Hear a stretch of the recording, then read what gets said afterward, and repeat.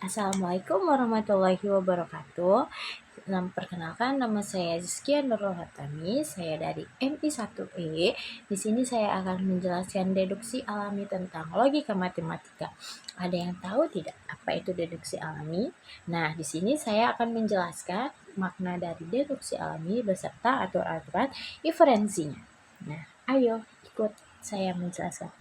Nah, hai guys, di sini saya akan menjelaskan tentang edukasi alami, logika matematika. Perkenalkan, nama saya Rizky Nurul Hatami.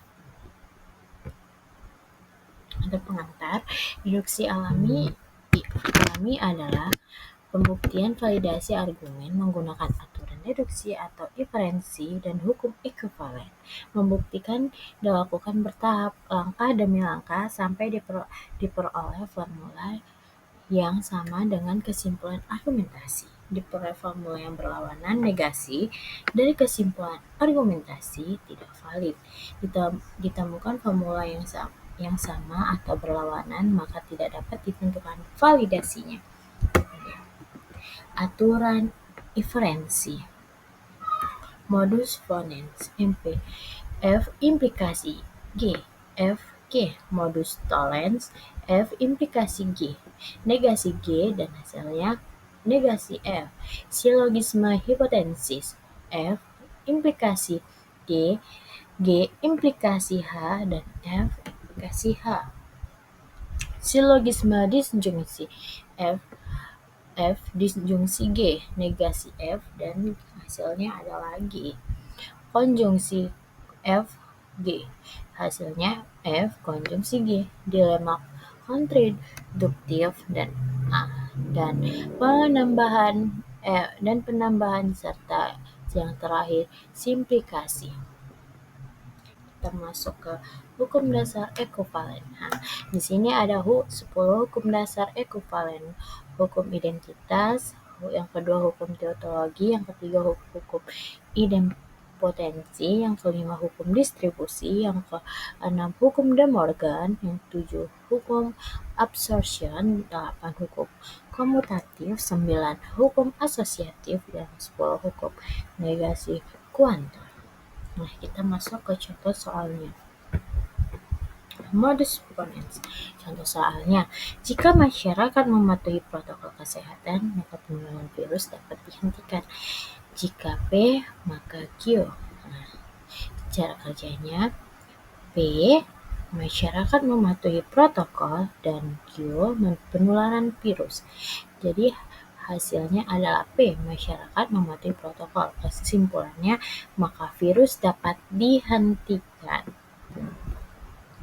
Premisnya P implikasi Q dan P, jadi kesimpulannya Q. Kenapa Q? Karena penularan virus dapat dihentikan karena dia tuh modus ponens. Masuk dia ke modus ponens, kan ini modus tollens ini dia menggunakan negasi, maka hasilnya tidak. Contohnya, jika tanaman disiram setiap hari, maka tanaman akan subur. Cara kerjanya, P-nya, P, tanaman disiram, Q, akan subur. Negasinya Q, tanaman tidak subur.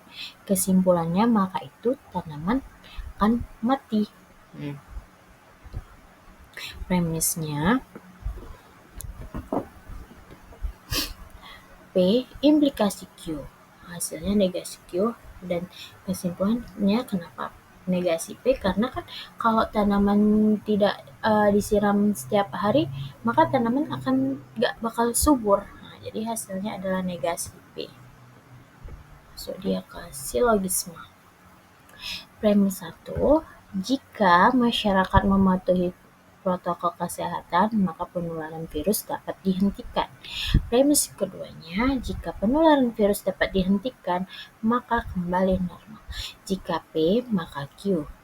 Jika Q, maka R. Cara kerjanya, masyarakat mematuhi protokol kesehatan, penularan virus dapat dihentikan. Q-nya, virus dapat dihentikan. R-nya kembali normal. Kesimpulannya, maka masyarakat patuh protokol kesehatan, maka hidup akan kembali normal. Jadi jawabannya B. Implikasi R. Masyarakat mematuhi protokol maka kehidupan kembali normal. Jadi sekian dari hasil presentasi saya. Terima kasih. Wassalamualaikum warahmatullahi wabarakatuh.